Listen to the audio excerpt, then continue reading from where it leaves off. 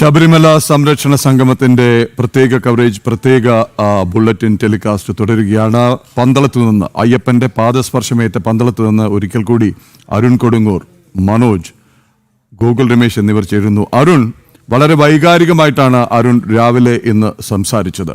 ഒരുപക്ഷെ ഈ 2018 അനുഭവത്തിൽ നിന്ന് ഒരു തരത്തിൽ വ്യത്യസ്തം. കാര്യം അന്ന് പോരാട്ടമായിരുന്നു, പുറത്തിറങ്ങാൻ കഴിയാത്ത വിധമുള്ള യാതനകൾ ആയിരുന്നു. ഇന്ന് മറിച്ച് ഭക്തരുടെ നടുക്ക് നിന്ന് രാവിലെ മുതൽ ഒഴുകിയെത്തിയവർ, സെമിനാർ ഹാളിന് പുറത്ത് തടിച്ചു കൂടിയവർ, ആ വീതി, പന്തളത്തെ ആ വീതി ഒരു ചെറിയ അരുവിയായി പുറപ്പെട്ട് ഒരു മഹാനദിയായി, ഒരു ഭക്തജന സാഗരമായി മാറിയ, നാമജപഘോഷയാത്ര കടന്നുപോയ അതേ വീഥികളിലൂടെ നടക്കുമ്പോൾ വികാരനിർഭരമാവുന്നത് സ്വാഭാവികം. ഇന്നത്തെ അനുഭവം, ഇന്നത്തെ അനുഭൂതി, അവിടെ കണ്ട അനുഭൂതി, അവിടെ കണ്ട കാഴ്ചകൾ പറയുക. കൺ തുറന്ന് കാണട്ടെ കാണേണ്ടവർ, കാതു തുറന്ന് കേൾക്കേണ്ടവർ കേൾക്കട്ടെ. ഇതാണ് കാണുവിൻ. Arun Kodungoor.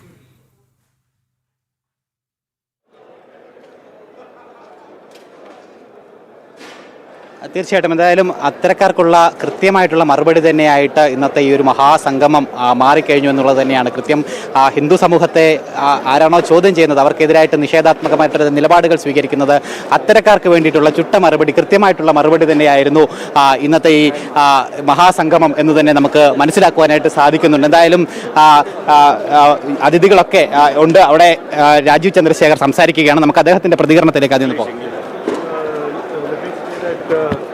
This is an astonishingly profound meeting.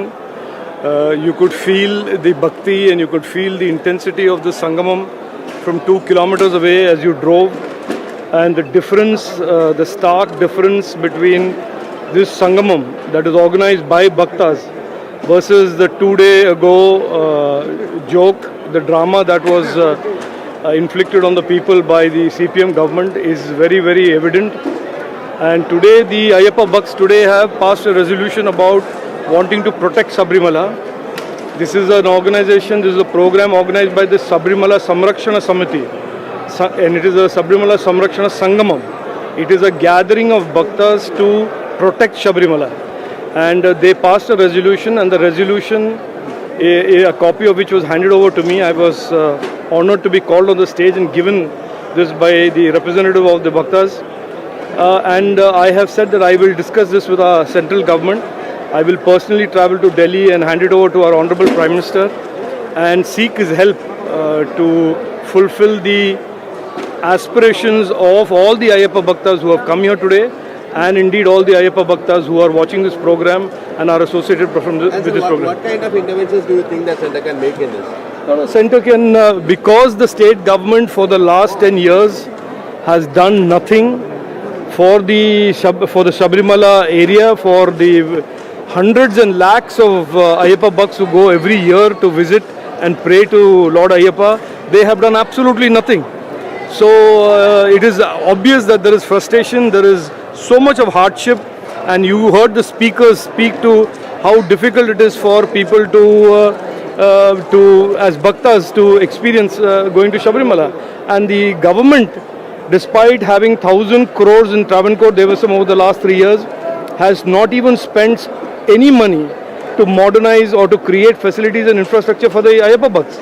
So if the state government doesn't do it, as they haven't done for any infrastructure in the state for the last 10 years, it is the central government that is helping Malayalis.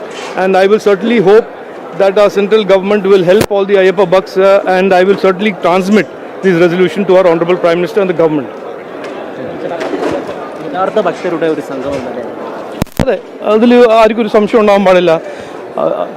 അത് മിന്നാത്തെ programme കണ്ടാലും ഇന്നത്തെ programme നമ്മൾ കേട്ടാലും അതിൽ പങ്കെടുത്താൽ ആരാണെങ്കിലും, ഒരു CPM കാരാണെങ്കിലും അവർക്ക് കൃത്യമായി മനസ്സിലാവും ഇത് ഭക്തന്മാരുടെ ഒരു പ്രോഗ്രാം ആയിരുന്നു. മറ്റേത് മിന്നാന്ന് നടന്നത് നാടകമായിരുന്നു, രാഷ്ട്രീയ നാടകം. മുഖ്യമന്ത്രി ചെയ്യുന്നത് നാടകമാണ്. 10 കൊല്ലം ഒന്നും ചെയ്തില്ല, ജനങ്ങൾക്ക് വേണ്ടി ഒന്നും ചെയ്തില്ല. 3 മാസം ഇലക്ഷൻ വരുന്ന മുമ്പ് ഓരോരോ നാടകം ചെയ്യുന്നു. ചിലത് ഫ്ലോപ്പ് ആവുന്നു, ചിലത് മഹാ ഫ്ലോപ്പ് ആവുന്നു, അത്രേ ഉള്ളൂ. ന്യൂനപക്ഷ സംഗമം കൂടി സംഘടിപ്പിക്കാനായിട്ട് ഒരുങ്ങുകയാണ്. അത് വേറൊരു ഫ്ലോപ്പ്.